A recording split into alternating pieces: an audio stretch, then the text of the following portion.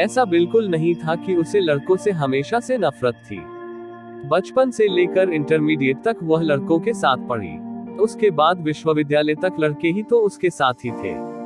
कुछ लड़के बहुत केयरिंग थे, सच्चे दोस्तों जैसे, पर कुछ लड़के लड़कियों से दोस्ती सिर्फ उनके शरीर तक ही रखते थे।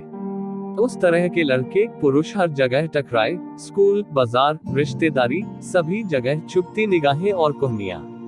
किशोरावस्था में अपनी उम्र से दोगुने अंकल के द्वारा अपने साथ हुए यौन शोषण की भयानक यादों को कितनी मुश्किल से भुला पाई थी बीहू, और अगर उस समय माँ और पापा की सपोर्ट नहीं मिलती तो वह कब की आत्महत्या कर चुकी होती। परिवार वालों का साथ पाने से बीहू मजबूत बनी रही और उसने विश्वास रखा कि अगर उसके साथ गलत हुआ है तो उसकी गलती नहीं बल्कि उस व्यक्ति की है जिसने उसके साथ गलत किया है। सजा तो उस आदमी को मिलनी चाहिए। बड़ी होती बीहू जाने अनजाने में लड़कों से अपने आप को दूर ही रखने लगी। लड़कों की मौजूदगी उसके लिए दमघोटू बनने लगी। शादियों, पार्टियों में जाने से भी गुरेज करती थी बीहू, और अगर जाए भी तो पापा के साय में ही खाना पीना करके वापस घर आ जाना। यही उसका पार्टी एंजॉय करने का तरीका था।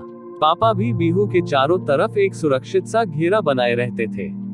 धीरे धीरे युवा होती बीहू के मन में लड़कों के प्रति एक रीतापन सा छा गया, जबकि लड़कियों की संगत उसे सुहाती थी। बीहू के पापा की सरिया बनाने की फैक्ट्री थी, पैसों की कोई कमी नहीं थी।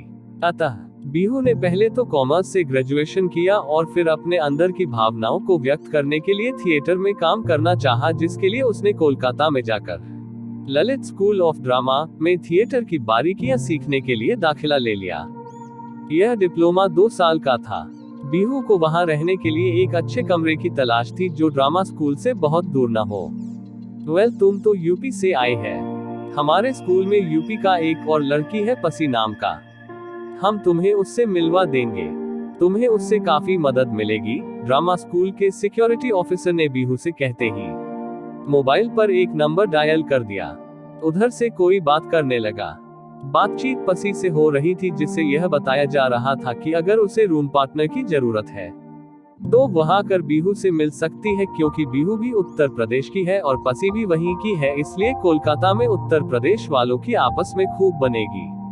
वैसे तो बीहू को एकाकी रहना अधिक खलता नहीं था, पर यहाँ परदेश में कोई अपने उधर का मिलना अच्छा लग रहा था उसे, और अनजान पसी के लिए उसके दिल में पहले से ही एक सॉफ्ट कॉर्नर सा बन चुका था। बीहू कुर्सी पर बैठी हुई थी कि सामने से एक मॉडर्न सी लड़की आती दिखाई दी, जिसने टी शर्ट के ऊपर एक लूजर सी जैकेट डाल रखी थी।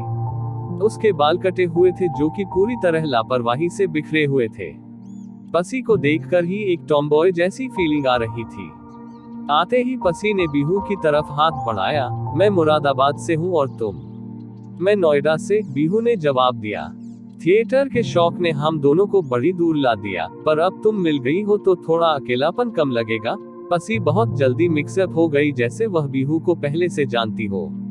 पसी एक महत्वाकांक्षी लड़की थी। वह एक मध्यवर्गीय परिवार से थी और फिल्मों में काम करना चाहती थी, पर जहां भी ट्राई किया हर आदमी ने उसका शोषण ही करना चाहा। फिर फिल्म इंडस्ट्री में कोई गॉडफादर नहीं होने के कारण पसी ने पैसे कमाने के लिए थिएटर की ओर रुख किया। जिस दिन पसी के पास खूब ढेर सारे पैसे हो जाएंगे उस दिन वह वापस अपने घर लौट जाएगी, जहां जाकर वह अपनी 2 छोटी बहनों की पढ़ाई लिखाई और माँ बाप की जिम्मेदारी निभाएगी। बीहू बहुत अधिक सामान लेकर नहीं आई थी, सिर्फ एक बड़ा सा ब्रीफकेस था जो आसानी से कैब में रख लिया गया, और ड्राइवर ने जीपीएस में पहुंचने का स्थान साकेत नगर डाल दिया।